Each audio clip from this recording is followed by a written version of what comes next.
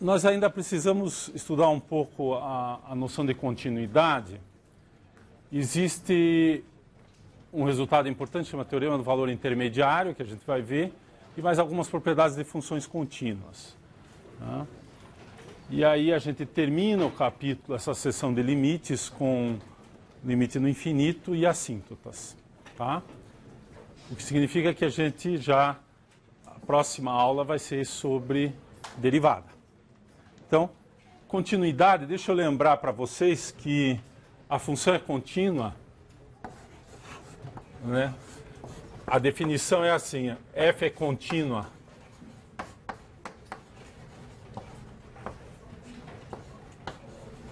em x0. X0 tem que ser um ponto do domínio de f. Se o limite, quando x tende a x0, de f de x for igual a f de a. Ou seja, o valor que a gente calcula através do limite, que lembro sempre, não vê o valor da função no ponto A. Ela só vê a tendência nos pontos próximos, quando x tende a x0, né? Não há. Ela não vê o valor de f em x0, vê só os valores próximos. Esse é o limite. E a função tem que estar definida no ponto x0, ela tem o seu valor. Então a gente pede que o limite exista e assuma exatamente o valor da função. Não pode ser outro valor. Ok? As funções contínuas, chamadas funções contínuas, então, nós já vimos que, por exemplo, os polinômios, as funções polinomiais irracionais nos seus domínios são contínuas.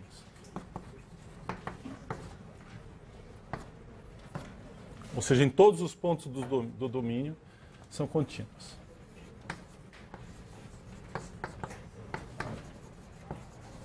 E a razão disso é que o limite dessas funções é o valor da função calculado naquele ponto. Seja um polinômio, seja um quociente de polinômios. A segunda coisa que nós vimos é a composição de função contínua de funções contínuas são contínuas. Isso nós vimos na aula passada.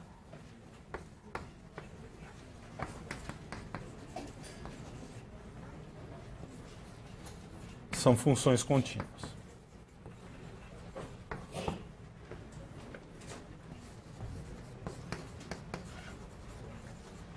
Terceiro, a função inversa de uma função contínua é contínua. Então, às vezes nós estamos falando só num ponto, mas em geral nós estamos falando numa região e no seu domínio. Função inversa de função contínua também é contínua.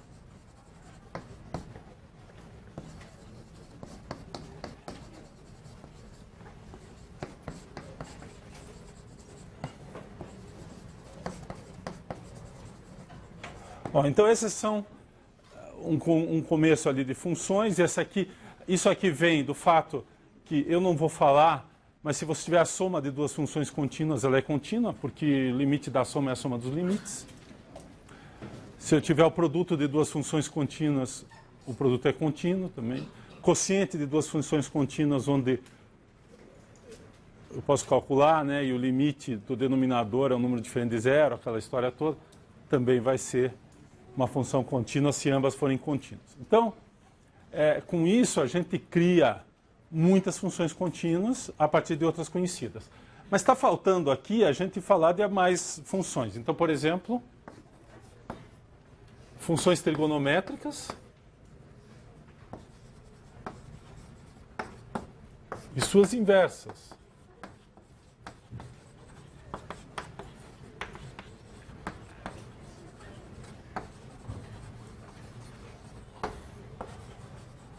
São contínuas em todos nos seus domínios. Eu já vou fazer um comentário disso aqui.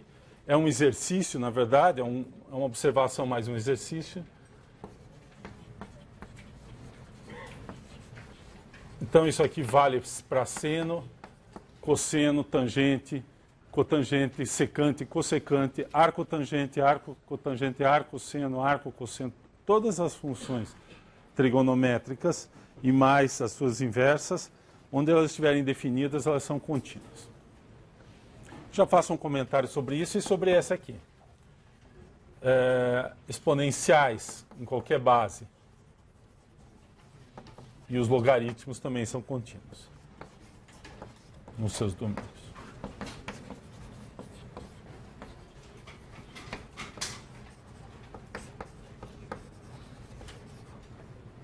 Funções exponenciais e logaritmos são contínuas nos seus domínios. O logaritmo, em geral, ele só é definido para números positivos, né? Nos seus números. Lembrar que o logaritmo é a inversa da exponencial. Então, para fazer isso aqui, eu preciso fazer uma delas. Aqui também eu só preciso fazer das funções trigonométricas diretas. As inversas saem ali do item 3. Mas isso aqui, então, agora já nos dá a possibilidade, por exemplo, de estudar uma função que é a composta de um seno com uma função racional.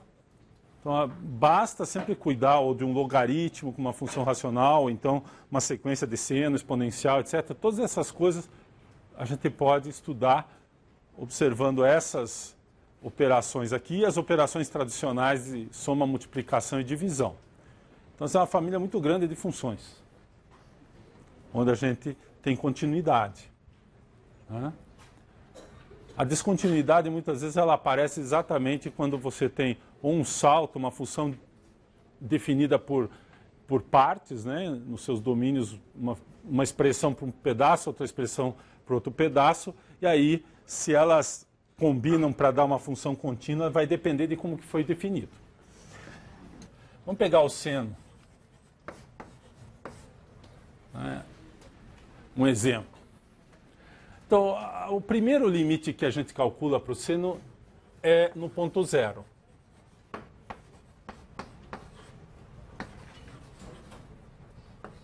Então, qual é o limite de seno de x quando x tende a zero? Aqui eu vou usar a representação geométrica do seno que vocês estão acostumados, que é da onde vem a definição. A gente pega o círculo trigonométrico. O círculo trigonométrico tem raio 1.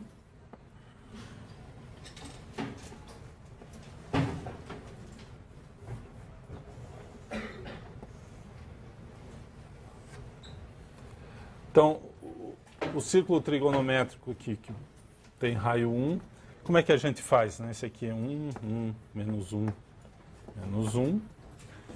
E a gente toma o ângulo medido a partir do semi-eixo horizontal positivo. Se a gente chamar de x e y, a partir do eixo x aqui.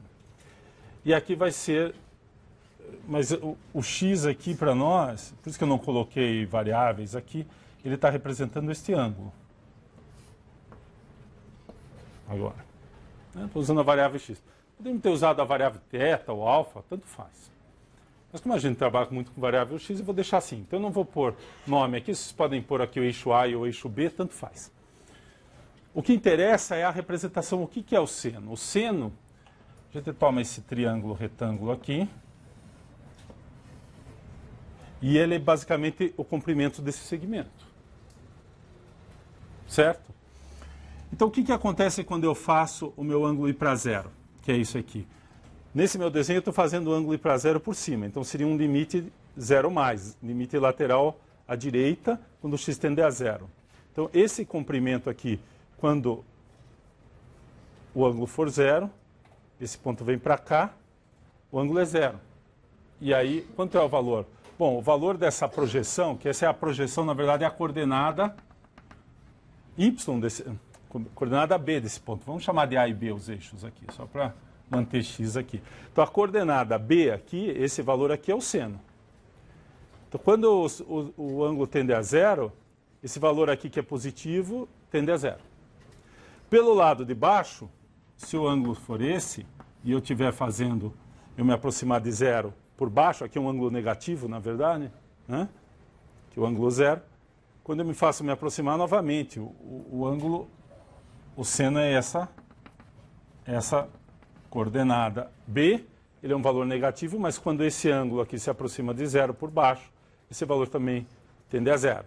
E, portanto, pela definição, isso aqui é zero. Tá? Definição de seno usando o círculo trigonométrico. E aí a gente faz o seguinte. Eu quero calcular o limite quando x tende a A, ou a x... por x0, de seno de x. Então, aqui a ideia é usar, vai ser um exercício, então não vou fazer, a fórmula. Vou deixar para vocês que isso aqui é seno, lembrar que isso é seno de x, cosseno de h, mais seno de h, cosseno de x. E, na verdade, a ideia aqui vai ser a seguinte, nós vamos pôr aqui x0 mais h, que vai representar o ponto x0, mais o acréscimo, e o h pode ser positivo ou negativo, mas pequeno. A ideia é quando eu me aproximo de x de x0, é a mesma coisa que nessa expressão,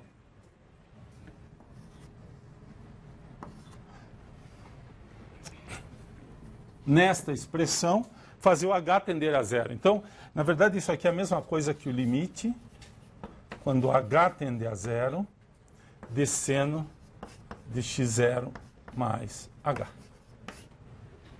Essa expressão é a mesma que essa. Isso aqui vale, na verdade, para qualquer função f.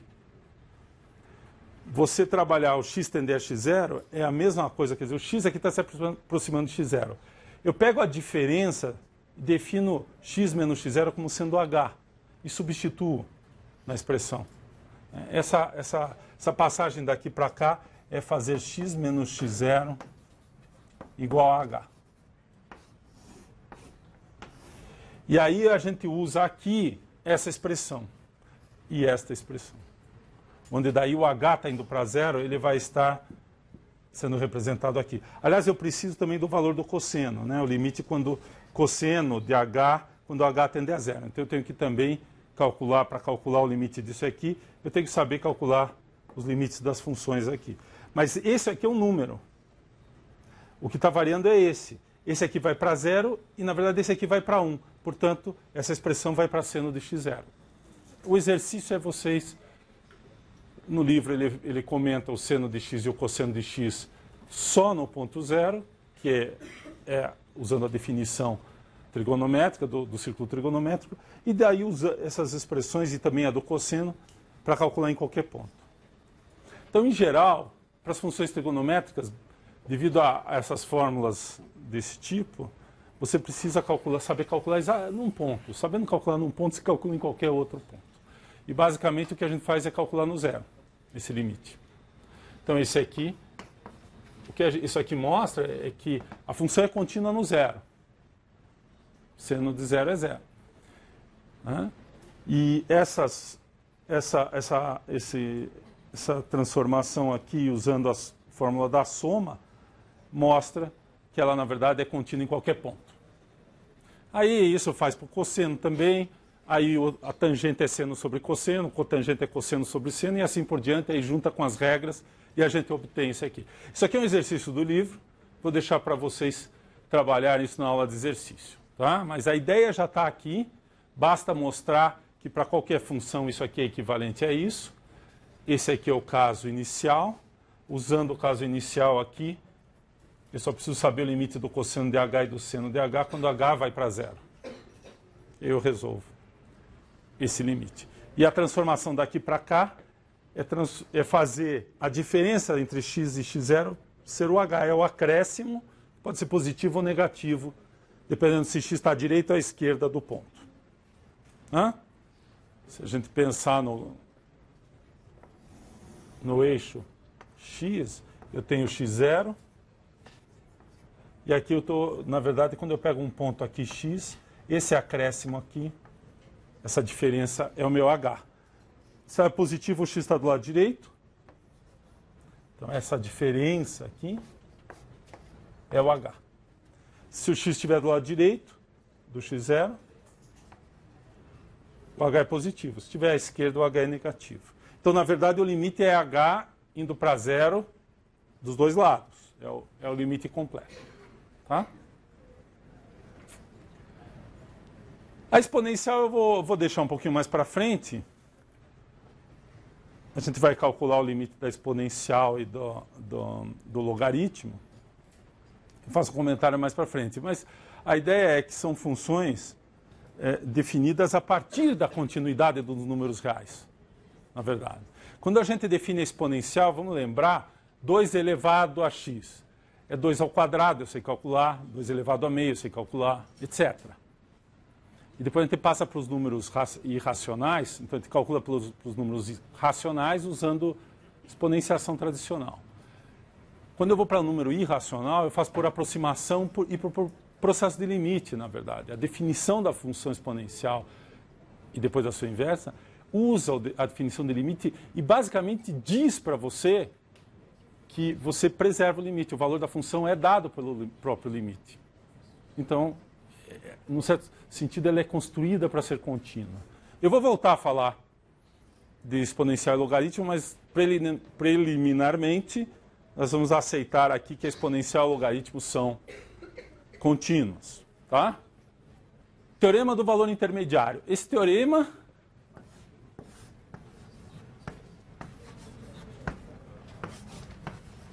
ele basicamente te diz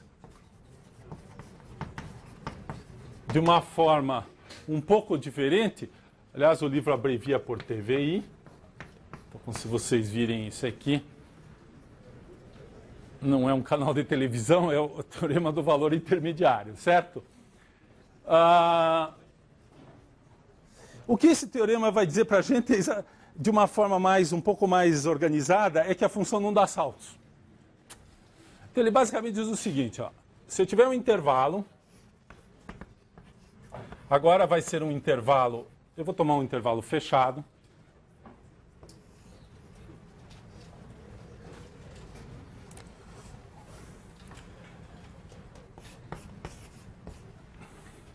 onde a função é contínua. E atenção, aqui entra uma coisa importante, é que nas extremidades, eu não sei se a função é definida fora do intervalo, e para esse teorema, do jeito que eu vou escrever, não interessa. Só interessa de A até B, incluindo A e B. Então, do lado de cá eu vou olhar o limite à direita, e do lado de cá o limite à esquerda, para continuidade. Então, isso que eu vou dizer, f é contínua nesse intervalo. Se ela for contínua numa região maior, e esse é um intervalo fechado dentro dessa região maior, ok. Se uma função é contínua num conjunto, ela é contínua em qualquer subconjunto, pela própria definição. Porque você está restringindo, ela já era contínua em todos os pontos, ela continua contínua nesses pontos. Então, quando eu falar que é contínua no intervalo fechado, isso é uma coisa que a gente vai usar de vez em quando, do ponto de vista de limite, no A, então eu tenho assim. Só eu vou fazer uma pequena observação aqui, assim.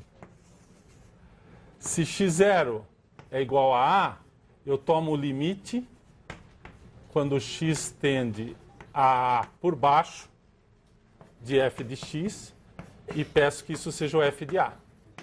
Se for na outra extremidade, x0 igual a B, eu peço que o limite quando x tende a B, desculpe, aqui é por cima, aqui é por baixo, onde eu posso calcular, onde eu estou pedindo.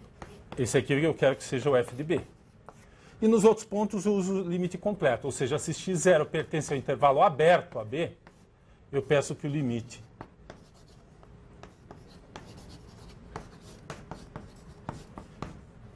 porque aqui, qualquer ponto interno ao intervalo, que não é nenhuma das extremidades, eu posso testar pela direita e pela esquerda. Eu sempre vou ter um espaço para testar. Na extremidade esquerda, eu só posso fazer o limite por cima. E na extremidade da direita, eu só posso fazer o limite por baixo. Então, isso aqui é dizer que a função é contínua. A gente muitas vezes só fala no limite, mas toda vez que eu tiver uma função definida no intervalo fechado, seja de um lado ou do outro, dos dois, na extremidade, a continuidade só vê o limite do lado que interessa. Tá? Porque eu não estou eu não sei o que acontece fora e não estou preocupado. A minha continuidade aqui é nesse intervalo. Então, o teorema é o seguinte. Então, f assume ou atinge todos os valores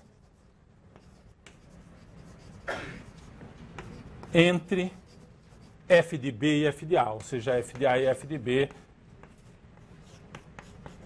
Ou seja, eu tenho o valor de f em A, tenho o valor de f em B, pode ser um maior do que o outro, tanto faz a ordem, mas todos os valores no intervalo entre f de A e f de B vão ser assumidos, vão ser atingidos. Ou seja, para todo ponto aqui, ou seja, vamos escrever isso de outra forma, para todo y0 pertencente a entre, eu vou escrever entre porque eu não sei qual que é menor, a função pode decrescer, crescer, então entre f de A e f de B, entre, existe um x0, pelo menos um, no intervalo AB, tal que y0 é exatamente o f de x0. Então, esse quer dizer que a função assume todos aqueles valores possíveis entre A e B, f de A e f de B. Essa versão desse fato aqui, isso aqui é a mesma coisa que isso, na verdade. Mas essa aqui me dá uma informação muito interessante. Ele é o que a gente diz, ele garante a existência de um objeto. Que em matemática, muitas vezes, é muito importante, antes de você fazer a conta, ver se existe aquele objeto. E vocês vão ver, quando a gente trabalhar com máximo e mínimo, que às vezes a função não tem máximo, ou não tem mínimo. E um dos problemas que pode ocorrer é exatamente quando a função é descontínua, você tem um salto, e o salto era exatamente onde ia acontecer o máximo e o mínimo, e a função deixa de assumir aquele valor. Eu já vou dar um exemplo. Mas aqui a parte mais importante, por enquanto, é essa ideia que a continuidade, a função. Então vamos fazer um desenho para vocês verem por que isso está relacionado com a questão do salto. Se tiver salto, isso aí não vai dar certo. Vamos lá. Atenção. A função está definida em todos os pontos. O problema aqui não é que a função não está definida em algum ponto lá. Ela está definida, tem valores em todos esses pontos. Então, se a gente fizer um gráfico, um exemplo assim, o que essa história diz é o seguinte.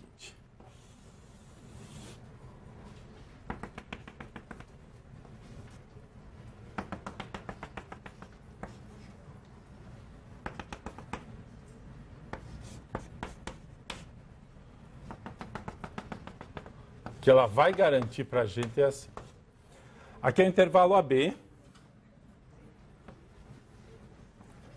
E aqui é o intervalo determinado por f de A e f de B. Observe que nesse meu desenho, nesse exemplo, f de A é menor do que f de B, mas nada impediria que essa função fosse ao contrário, fosse assim, e aí o f de A. Por isso que eu não escrevi o intervalo FA e FB, porque eu não sei a ordem exatamente aqui. E não é muito importante. Mas o que é importante é o seguinte.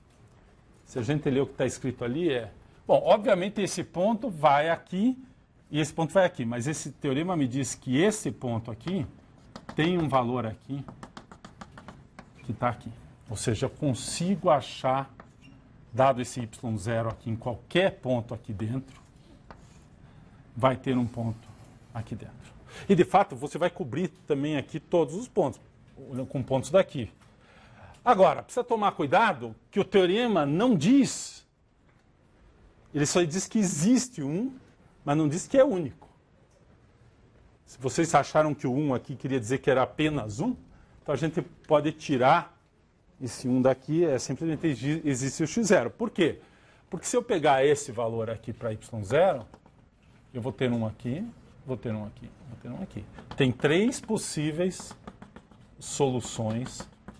E observem que isso aí aquela segunda frase é exatamente a pergunta assim. quais são os valores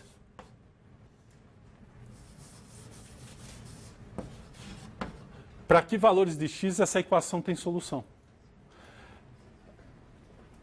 Essa segunda versão aqui disso aqui me diz que essa equação sempre tem solução. Então, o TVI garante que essa equação sempre tem solução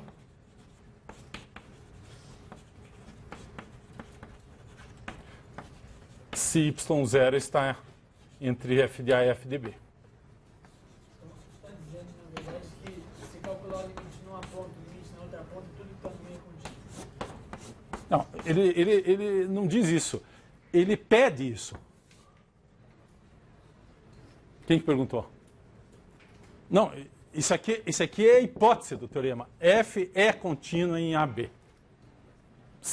Essa é uma condição. Ela não tem nada a ver com a conclusão. A conclusão é esta. Então se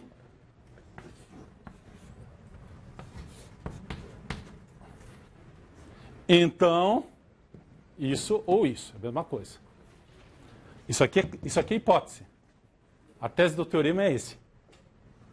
A tese do teorema é exatamente dizer que essa equação sempre tem pelo menos uma solução. Se vocês olharem essa figura, pode acontecer de que um ponto fora ainda cai aqui dentro. Mas isso aí o teorema não pode garantir sempre. É porque a função oscilou. Porque a função poderia sair daqui e ir direto até lá. E aí só teria um valor e só os valores entre f de A e f de B que teriam solução. Então a única coisa que o teorema garante, sem estudar mais a função, é que entre esses valores eu consigo achar uma solução. Da mesma forma, tem valores, se esse é o gráfico, claro que tem valores fora aqui que também tem solução, só que a solução pode cair fora do intervalo AB.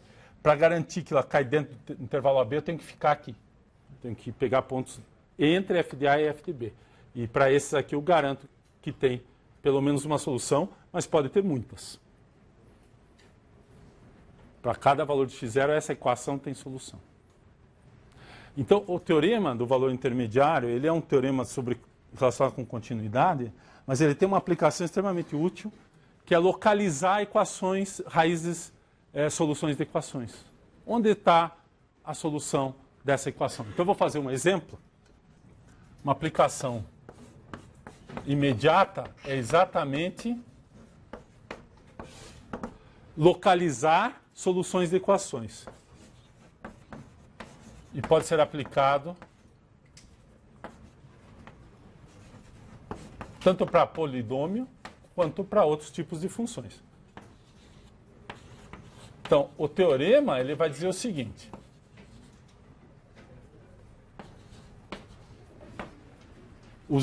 Observando isso aqui, então se eu tenho uma equação que eu consigo escrever numa forma desse tipo, uma função igual a um valor, e muitas vezes a gente simplesmente joga todos os termos para a esquerda e isso fica igual a zero. A gente está falando das raízes daquela função. Então, se, por exemplo, o caso mais geral, eu vou escrever nessa forma assim, é f de x igual a zero. Na verdade, eu sempre posso pegar uma expressão e, se eu tenho uma expressão desse tipo, eu jogo o y0 para cá e a minha função passa a ser f de x menos y0 igual a zero. Então, toda a equação pode ser colocada, que vem de uma função, pode ser colocada nessa forma. Vou dar um exemplo. Vamos pegar um polinômio do terceiro grau.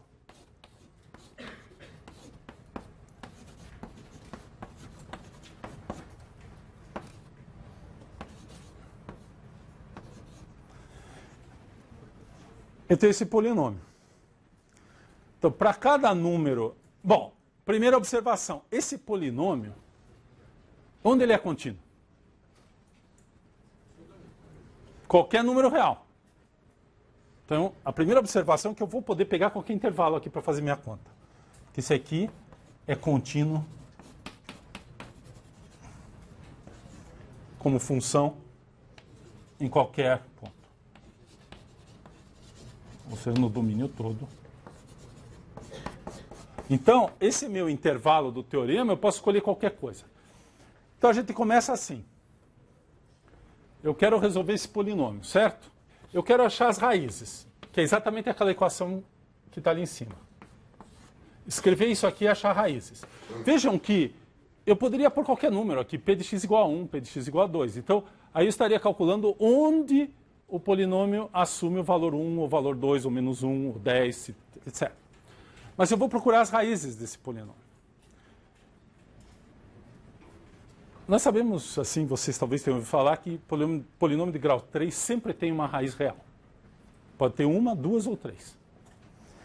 Vamos ver o que acontece aqui, vamos tentar descobrir essa história aqui, como é que acontece. Vamos ver se a gente consegue descobrir mais coisa do que só uma das raízes. Vamos ver se a gente localiza todas as raízes.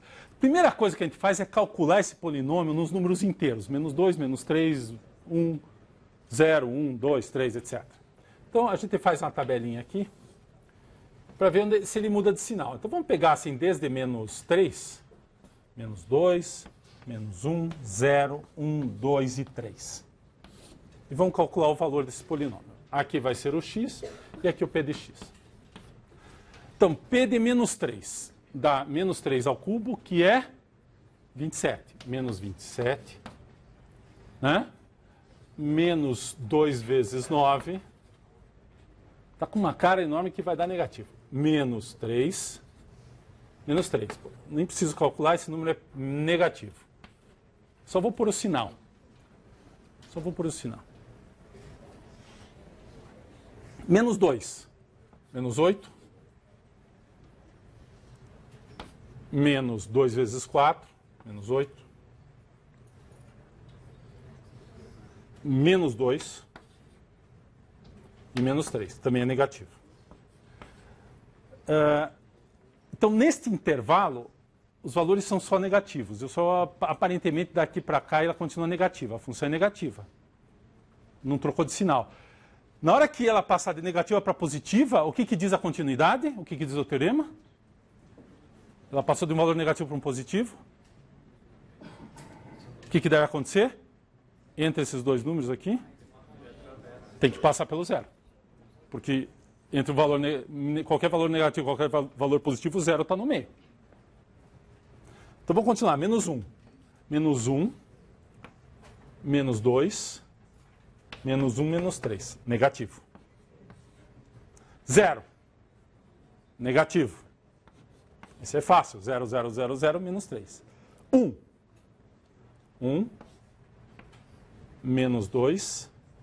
Mais 1. Menos 3. No valor 1 ainda dá negativo, porque dá 5. Dá 2 menos 5. Negativo. 2. 8. Menos 2 vezes 4 dá menos 8. Mais 2 ainda é negativo. E 3. 3 dá 27. Menos 3 vezes 2 dá 18. Aqui nós vamos ter que fazer a conta. Mais 3 e menos 3. Esse cancela com esse, dá positivo. Então aqui deu positivo. Então, se a gente olha essa tabela, função é negativa, negativa, negativa, negativa, negativa, negativa, positiva. Bom, o que a gente pode concluir dessa tabela? O que vocês acham? Entre 2 e 3 tem uma raiz. O que mais que a gente pode concluir? Será que a gente pode concluir mais alguma coisa só olhando essa tabela? Olha, há uma indicação aqui, porque os números aqui, se a gente olhar, eles são negativos e relativamente bastante negativos, e vão aumentando de valor. Então, aparentemente, a função está crescendo aqui. Ela é negativa, mas ela está crescendo. Então, aparentemente, nós estamos numa situação desse tipo, só que não assim. Talvez a gente esteja numa situação, ela faz assim, né? Ela vem negativa, vem aqui, ela cruza aqui entre o 2 e o 3. A escala aqui só para...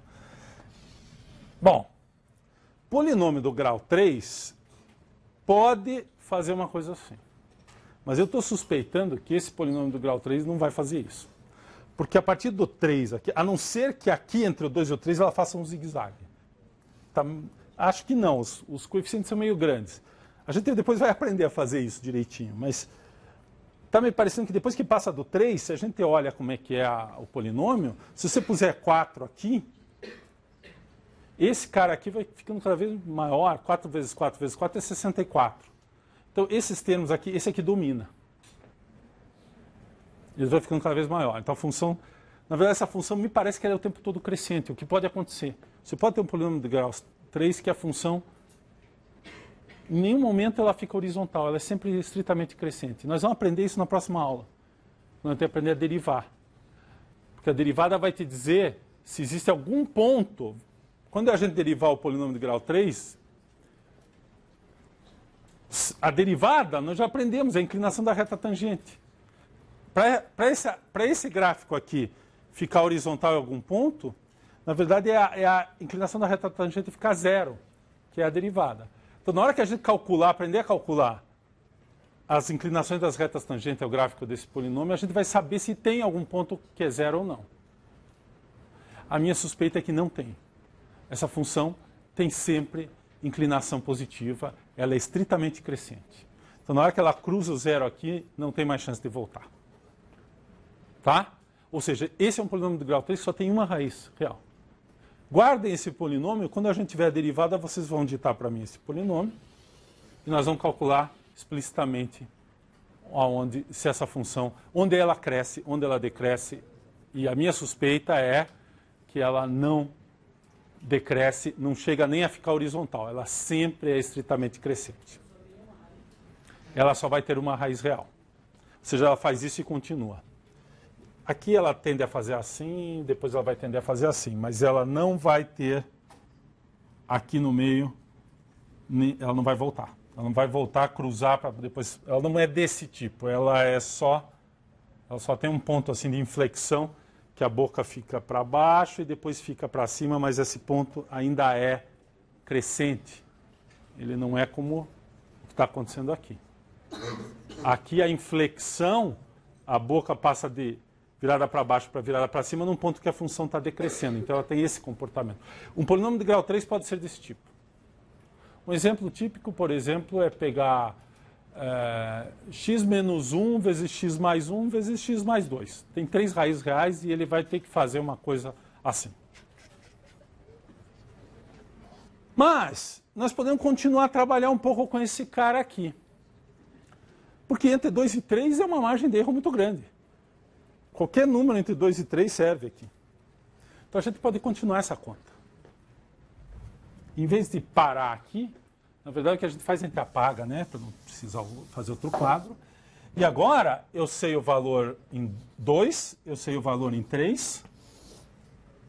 Aqui é negativo e aqui é positivo. Isso que eu sei. Então eu posso começar a fazer assim. Eu ponho 2,1. 2,2, 2,3, 2,4 e assim por diante. Até 2,9. E aí nós vamos refinar. Aí vai aparecer, eu não vou fazer a conta, exercício. Pega a calculadora, calcula o valor desse polinômio aqui, aqui, aqui, aqui, aqui. Em algum lugar muda de sinal. Pode ser que dê certo e caia exatamente na raiz. Eu tenho minhas dúvidas. Um polinômio desse tipo tem uma cara que a raiz vai ser um número irracional. Então não vai dar um número bonito desse tipo. Mas poderia dar. Então, se substitui esses valores lá, faz a conta, em algum lugar, isso aqui fica negativo, em algum lugar, troca de sinal. E aí passa a ser sempre positivo, que eu acho que vai acontecer isso. Então, agora, em vez de você saber onde está a raiz, que está entre 2 e 3, ou seja, tem uma imprecisão muito grande, você já vai ter uma ideia da raiz com uma diferença de 1/10. Uma vez que você localizou ela entre esses dois pontos, se divide de novo em 10. Então você vai ter a precisão da raiz com 1/100. E repetindo esse processo 3, 4, 5 vezes, cada vez que você dividir o teu intervalo em 10 partes, você... Agora, tem uma técnica mais rápida, porque aqui eu tenho que dividir em 10 partes e calcular 10 números. Então, o melhor talvez seja pôr 2,5. Por quê? Porque daí eu já sei se está desse lado ou desse lado. Se der positivo, está desse lado. Se der negativo, está desse. Então eu calculo 2,5. Aí eu calculo, deu aqui, calculo na metade desse intervalo. Deu aqui, calculo na metade. Aí você converge mais rapidamente. Porque aqui eu tenho que calcular 10 valores, 9 na verdade, para localizar. Na hora que eu calculo 1, eu já localizo de um dos lados. Então você vai chegar na precisão de décimo e de centésimo mais rápido dividindo de 2 em 2 o intervalo do que dividindo de 10 e calculando em todos eles. Podem testar isso, vocês vão ver que é isso que vai acontecer.